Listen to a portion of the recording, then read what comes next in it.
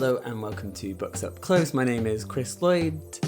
I'm not going to say this in every review, but I am releasing these reviews in both video form on YouTube and in the podcast feed. So please subscribe to both.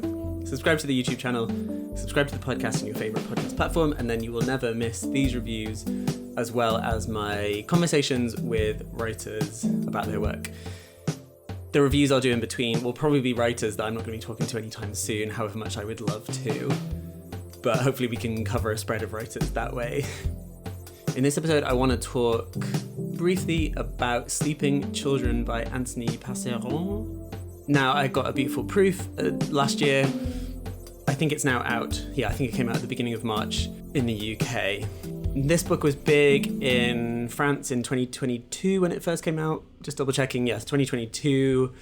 And then it's recently been translated into English. In his bio, it says that this is a novel, but in the French edition of Annie Ernaux, who's quoted on the front of this, and Edouard Louis, and all those kinds of people, this is a book that blurs fact and fiction and kind of moves mainly through the kind of autofictional world, at least in the fact that it's not like a straight up traditional memoir, but it is writing about life in really complicated ways. And the book is has a really beautiful structure that I think works incredibly well for the subject matter. Basically, we move between the protagonist, who is Anthony Passeron, and he is describing in his little French village the kind of growing epidemic of heroin abuse and death eventually, and how this affects part of his family when his uncle gets hooked on heroin and so does his girlfriend. That storyline is then intercut with the HIV/AIDS pandemic, right? As that is spreading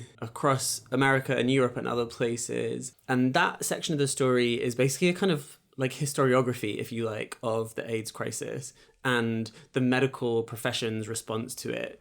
So we follow, in particular, French doctors as they are trying to grapple with what HIV and AIDS will eventually be called, right? They're like in the early stages when it has lots of different names. People think it's different things.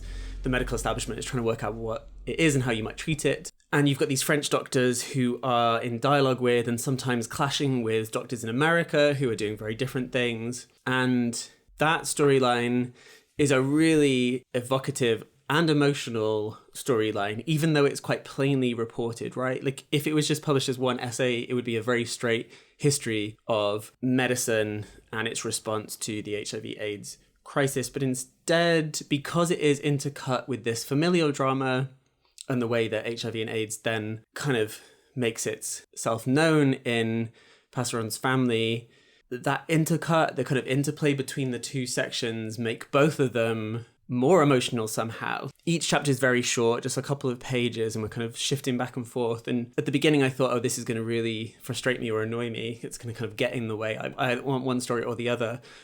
But actually the point of the book is that these two stories are entwined and you can't separate them, right? The local story, the familial story, is inseparable from this global one. That the global understanding of this pandemic and the way that people are treating it, talking about it, the kind of cultural ramifications of it, the language around it, the discourses around it, that is inseparable from the way it is felt in individual people's lives. And I think we have quite a big canon now, I guess, of HIV and AIDS writing from America in particular and kind of from Britain as well. But it's good to have more from other places, like France, for instance. Like this felt different, and the kind of French perspective on the medicalization, the treatment of HIV and AIDS felt useful and refreshing to me anyway. I guess I haven't read tons, but it felt like another way into the story and the dialogue. And for that reason, I think it's worth reading. But also the emotional gut punch of it is just huge. And the writing is beautiful. The translation is by Frank Wynne. Got to shout out translators.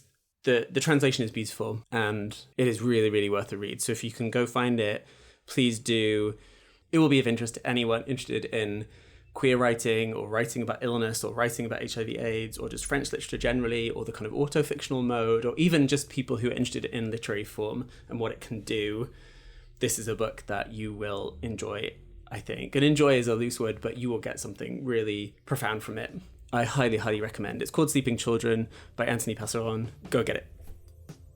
Until the next time, let me know what you're reading. Please do, in all of the ways you can find ways of telling me about that. Happy reading, look after each other, stay well, and see you soon. Thank you for listening to this episode. Please subscribe if you haven't already, leave a review, and share with people you know. You can also follow the show and me on Instagram at Books Up Close and on YouTube. And if you can, please do fill out the feedback form linked in the show notes. It's really helpful to us. You can get show transcripts and more information by subscribing to the Substack. This show is made possible by an Impact Accelerator Award from the University of Hertfordshire and the Arts and Humanities Research Council.